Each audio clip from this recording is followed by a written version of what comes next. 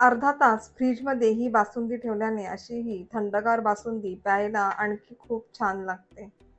नमस्कार, सुगरण बागची या चॅनलवर तुमचे खूप खूप स्वागत आहे. आपली आजची रेसिपी आहे दसरा स्पेशल सीताफळची बासुंदी.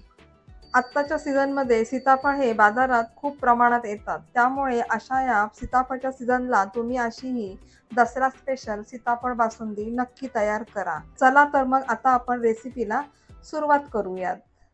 दसरा स्पेशल इथे आज आपल्याला सीताफळ बासुंदी बनवायची आहे. तर त्यासाठी इथे आपल्याला असे पिकलेले सीताफळ घ्यायचे आहेत. पिकलेले सीताफळ असले की कसे त्याला जास्त गोडवा असतो आणि बिया या सीताफळाच्या सहज निघाल्या जातात.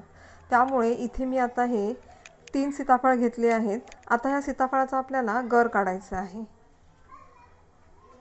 इथे पहा, अशा प्रकारे मी इथे हा पिकलेला सीताफळ असे हे घ्यायचे आहेत.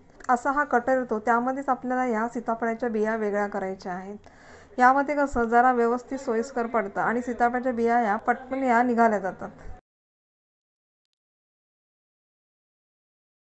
अशा प्रकारे या सीताफळांचा मी गर काढून घेतला आहे. आता आपल्याला या भांड्यातून या सीताफळाच्या बिया वेगळ्या करायच्या आहेत. अशा प्रकारचं जर तुमच्याकडे भांडे अवेलेबल असेल तर तुम्ही यातून या बिया अशा वेगळ्या करू शकता.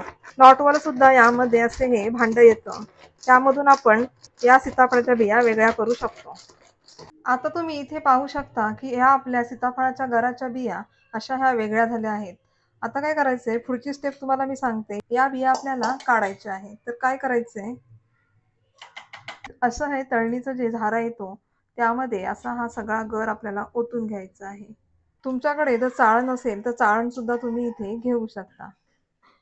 इथे मी फुल क्रीमचं 1 लिटर दूध घेणार आहे. तुम्ही इथे कोणतंही दूध वापरलं तरी चालणार आहे.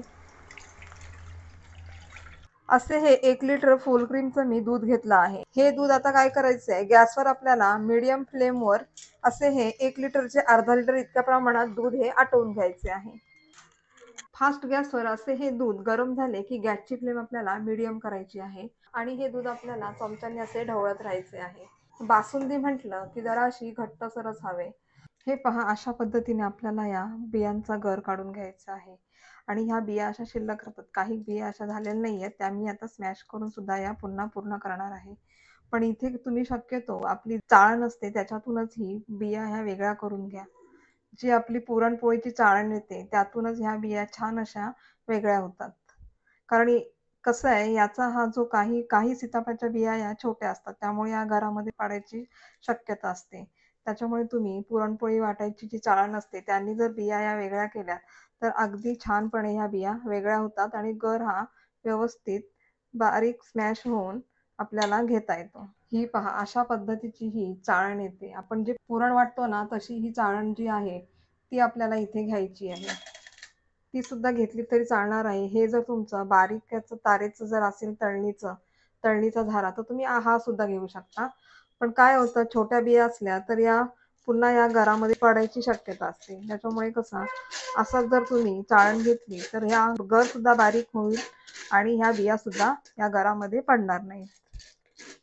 सीताफळाच्या काही बिया जर अशा ह्या गरातून निघाल्या नसतील तर अशा ह्या प्रेस करून तुम्ही इथे पाहू शकता. असा हा अख्खा अख्खा असा हा गर असतो, त्यामुळे या चाळणीतून ना पडायला जरा वेळ लागतो. म्हणून मी तुम्हाला अशी ही झाऱ्याची ट्रिक दाखवली होती.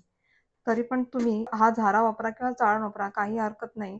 आपल्याला वेळ जर वाचवायचा असेल तर तुम्ही या झाऱ्यातूनच अशा ह्या सीताफळाच्या बिया वेगळ्या करू शकता. इथे तुम्ही पाहू शकता, ज्या झाऱ्यातून बिया आपल्या या गर ज्या बियांचा निघाला नव्हता तो या चाळणीतून असा निघाला आहे. अशा प्रकारे आपला हा सीताफळाचा गर तयार झाला आहे.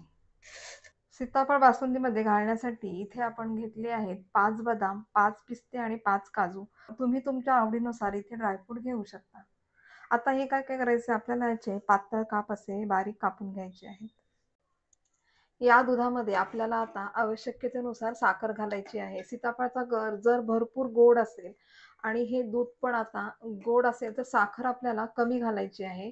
आणि आता हे दूध 1 लिटरचे आपण अर्धा लिटर करून घेतले आहे, त्यामुळे दूध आटले की या दुधामध्ये असा गोडसरपणा निर्माण होतो. गॅस बंद करून झाला की यामध्ये आपल्याला पाव वाटी इतकी साखर घालायची आहे.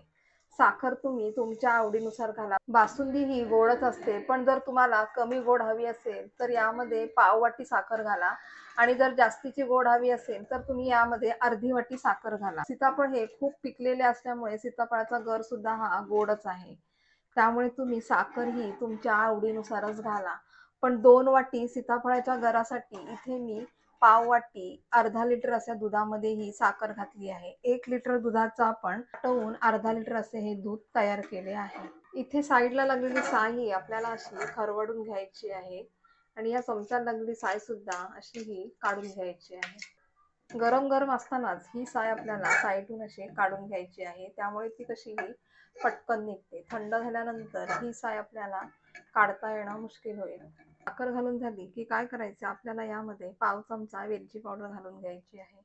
अगदी अर्धा लिटर दुधाला पाव चमचा वेलची पावडर व्यवस्थित आहे. जास्त जर आपण घातली यामध्ये वेलची पावडर तर हे खूप असं वेलचीच्या फ्लेवर सारखं लागेल. म्हणून आपल्याला 1 लिटर दूध आटवून अर्धा लिटर दुधाला पाव चमचा असे हे इथे आपल्याला वेलची पावडर घालायची आहे. आता हे दूध थंड होत ठेवूयात. या आता थंड झालेल्या दुधामध्ये घालायचा आहे हा सीताफळचा गर. लक्षात ठेवायचे सीताफळचा गर घालायच्या वेळेला दूध हे थंड करून घ्यायचे आहे.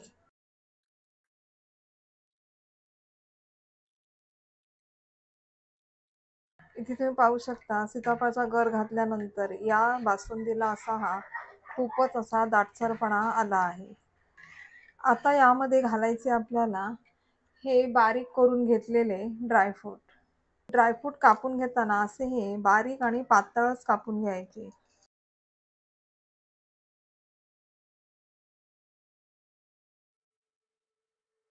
अर्धा तास फ्रीजमध्ये ही बासुंदी ठेवल्याने अशी ही थंडगार बासुंदी प्यायला आणखी खूप छान लागते. गार्निशसाठी थोडे आपण यावरती असे पिस्त्याचे काप घालून घेणार आहोत. या चॅनलवर जर तुम्ही नवीन असाल तर या चॅनलला तुम्ही नक्की सबस्क्राईब करा, म्हणजे तुम्हाला अशाच आणखी नवीन रेसिपी पाहायला मिळतील. ही व्हिडिओ तुम्हाला आवडली असेल तर तुम्ही व्हिडिओला नक्की लाईक करा. व्हिडिओ पाहिल्याबद्दल तुमचे खूप खूप धन्यवाद. आता भेटूया पुढील व्हिडिओमध्ये अशाच नवीन रेसिपी घेऊन.